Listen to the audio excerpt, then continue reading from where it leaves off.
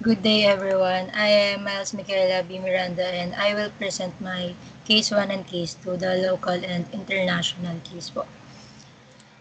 So first, I have Case 1, unauthorized GCash transactions caused by phishing attack May 2023. So summary, according to the Philippines National Privacy Commission (NPC), the recent unauthorized deductions from multiple accounts from mobile wallet GCash amounting to 37 million pesos was the result of a phishing incident through online gambling websites such as Philwin and Topwin1.com.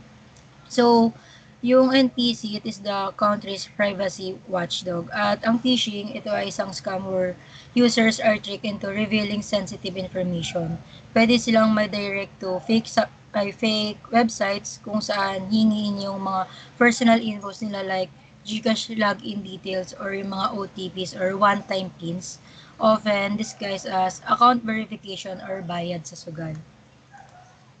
And in this case, ito yung mga nawala or nasira, yet these are the important ethical principles. So, honesty, privacy, and accountability.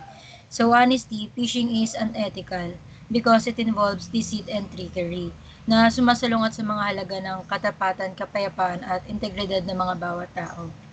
Then privacy, personal data must be protected and kept confidential upang mapanatili ang mga tiwala at respeto between the user and the server and to strengthen their relationship. Then accountability, parehong mga kumpanya at individual ang may responsibility in preventing fraud and securing information. So, ang pagiging maalam ay hindi sapat. Ang kamalayan ay mahalaga rin to protect ourselves against threats. So, yung mga principles na ito nagsisilbing standards of behavior na makatutulong in ensuring a safer and more trustworthy environment para sa lahat. Then I have here the law. So, Republic Act number 1017-3, also known as the Data Privacy Act of 2012. It is a Philippine law designed to protect personal information against unauthorized access, misuse, and breaches. So, therefore, I include na ang mga unauthorized deductions through phishing attack on GCash highlighted failures in data protection and user consent na posibleng nagpapakita ng paglabag sa Data Privacy Act of 2012. Then, for my international case too, so, Belgian Krelland Bank losses 70 million euro to BEC scammers. So BEC means Business Email Compromise, January 2016. So, summary, Krelland Bank, a well-known financial organization in Belgium, suffered a significant financial loss estimated at approximately 70 million euros in a well-publicized case of CEO fraud.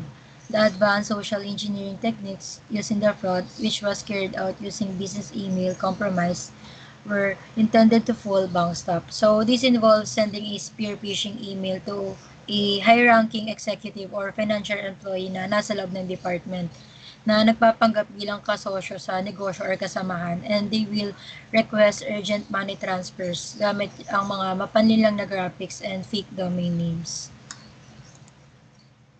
Next, in this case, these are the important ethical principles. So first, integrity, accountability, and due diligence. So integrity, nilabag ng mga scammer ang prinsipyong ito sa pamamagitan na hindi tapat na pagkilos para sa pansariling kapakinabangan. Kasi when we say integrity, it is about doing the right thing even when we face with temptation. Second, accountability, the responsibility of both companies and individuals to prevent fraud and implement robust security measures. Also, train the employees to recognize potential threats like BEC. Then third, due diligence, so careful handling of sensitive information and transactions to avoid mistakes and fraud. Kasi ang kakulangan ng maayos na proseso para sa malalaking pag-transfer ng mga pera ay nagpapakita ng kakulangan sa maingat na pagsusuri. So for the law, so in Belgium, the law potentially violated in the Krelland Bank CEO fraud case would be the law on computer crime, which is part of the broader Belgian Penal Code. This law addresses various forms of cybercrime, including fraud and unauthorized access to computer system Then sa pagdating naman po sa Philippines, it is similar issues fall under the Cybercrime Prevention Act of 2012 and the Data Privacy Act of 2012, which address cybercrimes and data protection.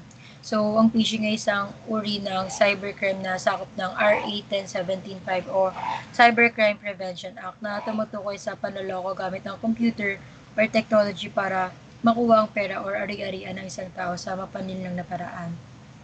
Then, kapag lumabag ka sa mga nasabi kong batas, which is the Data Privacy Act of 2012, Law on Computer Crime, Cyber Prevention Act of 2012, or RA 10175, posibleng mangyari na magbigay ka ng malalaking multa, pagkakulong, syempre pagkasira po ng reputasyon at pag-freeze ng mga asset kung sino man po ang sangkot sa mga cybercrimes. Then, pagban ng operation ng company or kung sino man po yung mga pasok sa mga crime na nangyari. At ayun, ay yung mga parusang yun is naglalayo na protektahan yung mga tao mula sa mga cybercrimes at panatiling liglas yung mga impersonal informations at mga transactions sa online. And these are my references po. That's all. Thank you po.